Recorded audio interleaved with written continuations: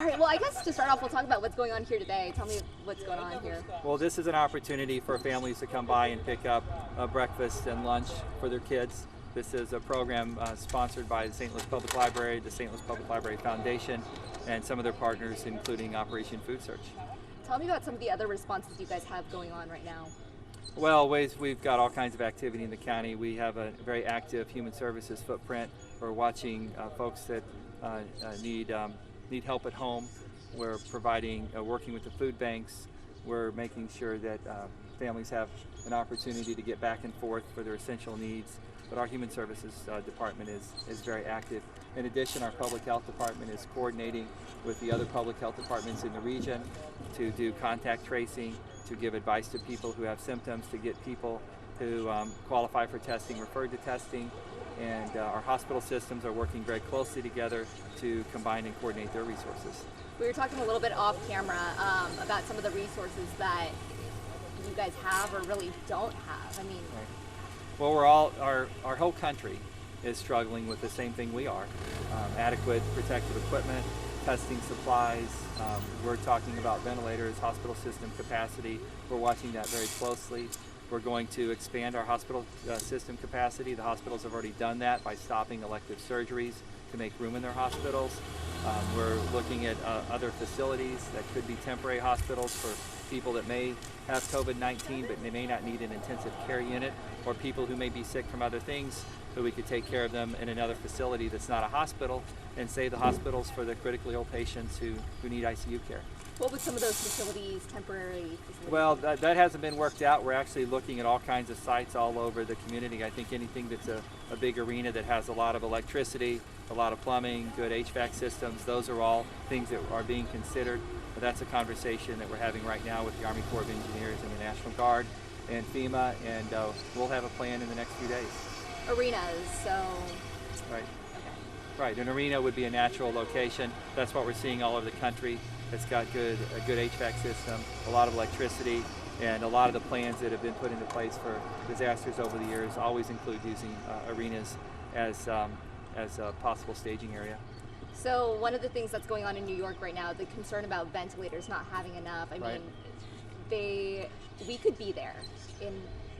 Well, we could. I think we will have enough supplies if we can keep the coronavirus from spreading around in the community. If everyone will take this social distancing piece seriously and help lessen the impact of the virus in the community, then we will have less sick people appearing in the hospitals. Even young and healthy people can get sick and end up in an ICU and can die from this. And that's not entirely clear to a lot of folks. Even young and healthy people who get sick and don't end up in the hospital spread it to someone else who could be there. So it's very important that we respect the social mixing restrictions, respect the crowd sizes, that we respect social distancing, because if we don't, the hospitals will struggle to manage the patients who will be coming.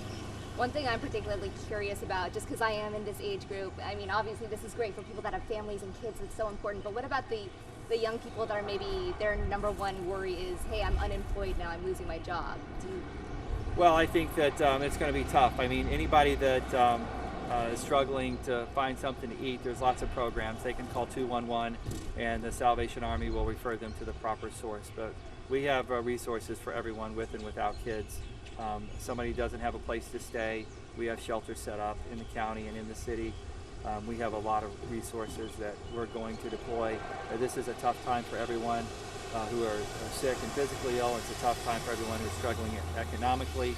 We know we have a federal stimulus package that's coming that will help us some. It will not make people whole, but hopefully it will get us through this next 60 to 90 days where we're struggling, and then we can begin to rebuild. So you mentioned the stimulus bill. There's a lot of small businesses in our area. Any thoughts on how this might help them or affect them? Well, small businesses are the backbone of our economy. That's where most of the jobs are. That's where most of the commerce takes place. And we need to get them back on their feet. They've really been hit hard. And there's a lot of federal programs. There's an SBA loan program. If any small business has an SBA loan, they can automatically defer their payments. As they just have to contact the SBA, and that happens with just a request. The St. Louis County Port Authority will consider today a decision to spend $1 million to just to facilitate that application process and get people connected with their federal resources. And that's one way the county can help. We don't have the revenue for a stimulus program, but we do have resources to help connect people to those federal programs, and that's where we're going to focus. Nice. And then I think my last question. So another thing I've been seeing all over my Facebook, social media, is messages from nurses or doctors. They are so frustrated, they're exhausted, and they're really concerned right now. Well, they're all working hard. I mean, you know, certainly understand these. A lot of my friends. I left my medical practice on hold to come and do this job. My wife's a medical doctor. She goes to work every day in a hospital, and I hear it firsthand from her. They're short on supplies. They're starting to get more patients in that are sick, and they know more are coming, and they're preparing for this. This is one of the biggest stresses for the hospital system and for doctors and nurses that they've ever seen in their life. How confident are you right now in our area's response? I think our area's response has been incredible. I think it goes to the core of our character and our resilience. But I think another thing that's helping us a great deal is we're all working very closely together. We're coordinating our activities. We're working hard to scramble for resources. We're innovating. We're doing all those things that people do when they have to get it done. Anything else that I didn't ask that you want to add? Well, I just understand that it's a lot of stress to see you know, your health threatened or your livelihood threatened, your family threatened, and that's normal. It's normal for people to be anxious, but again, this is a strong community. This is a resilient community, and we have a plan. We're working together. We're dealing with a situation that we've never seen before, so the plan that we're creating has never been done before, so it's not going to be perfect. We'll make adjustments based on new information we have, but we'll find a path through it. All right, I'm good. Thank you. Thanks a lot. Thank you so much.